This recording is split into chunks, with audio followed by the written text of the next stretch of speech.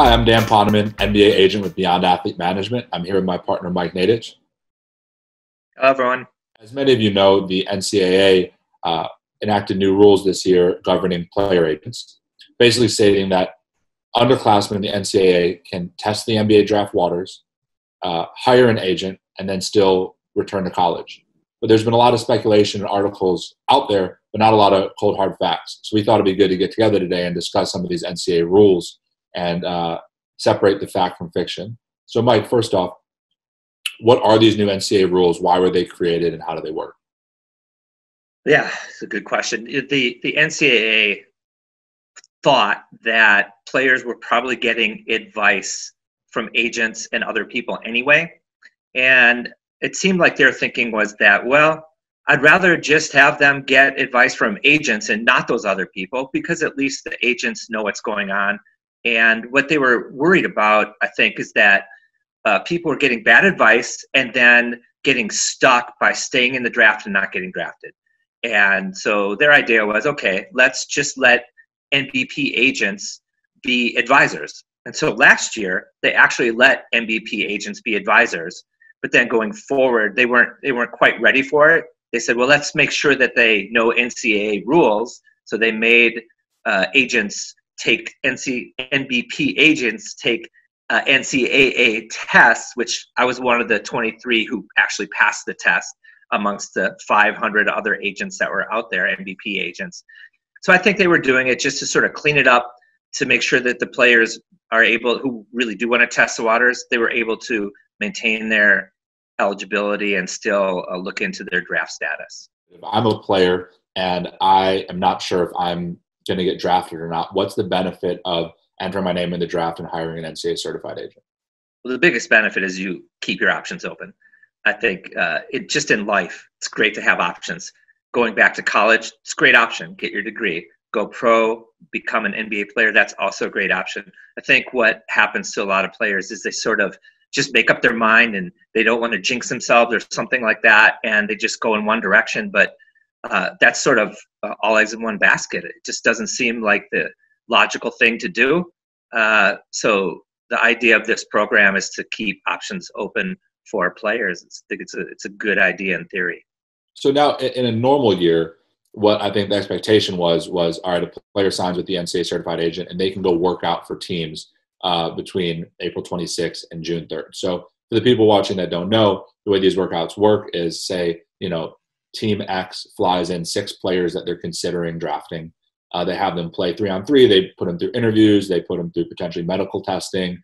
They do different drills and get a feel for that player and decide if they want to potentially draft them or not, and then can communicate with their agent if they like that player or not enough to draft them. So say a really good underclassman between April 26th and June 3rd could work out for 10 different NBA teams. Obviously this year, because of COVID-19, looks like there's not going to be pre-draft workouts.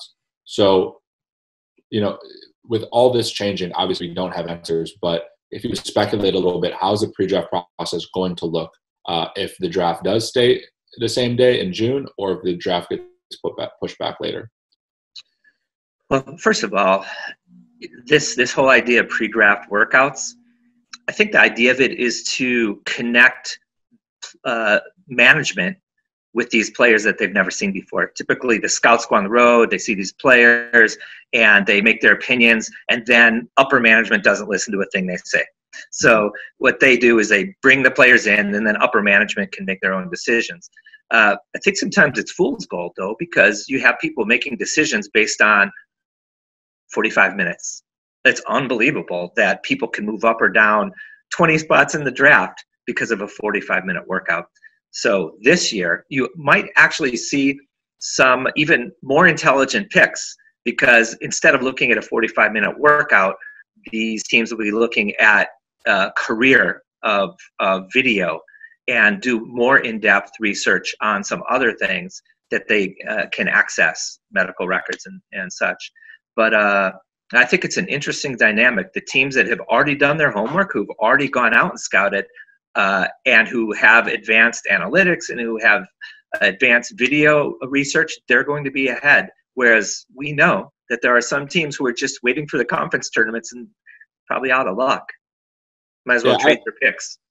Yeah, I had the same reaction too when I saw that. It's, when I saw there's gonna be no workouts, it's like, well, the teams that did their homework during the season are going to benefit, and the teams that kind of put off their homework till the night before the test are going to, be in a tough spot, right? Which would have been bad for me, in my college life. I would have not been so good in that case. Yeah, and ultimately all they can rely on is film. One interesting thing that came out when the NCAA put out the memo, there wouldn't be pre-draft workouts for the foreseeable future, that a lot of people noted were that the NBA said teams not only can't fly players in for workouts, but they can't even look at workout footage that was recorded after that day, basically during this quarantine period. They can Zoom interview, but they can't look at workout footage that was recorded during this time. Why do you think they made that rule? Well, first of all, I think it's hilarious. I mean, they're going to have like these Zoom video police in everyone's house, making sure that they, like, when there's an Instagram live workout, they're just going to close their eyes. I mean, it's ridiculous. I know we're trying to be socially conscious, right? And we don't want to promote players going out, working out, so that they can make videos to the NBA teams and then infecting all of society. This is the purpose of this rule. It has nothing to do really with someone gaining an advantage over someone else. We just don't want to infect society with this virus. That being said, there is a rule, and there always has been a rule, that until the certification of the draft, meaning a short period after the 26th, that NBA teams are not allowed to contact underclassmen or evaluate underclassmen. So I think this rule is sort of in conjunction with that they have to wait till about the 28th once the list is certified, and also being socially responsible considering the virus.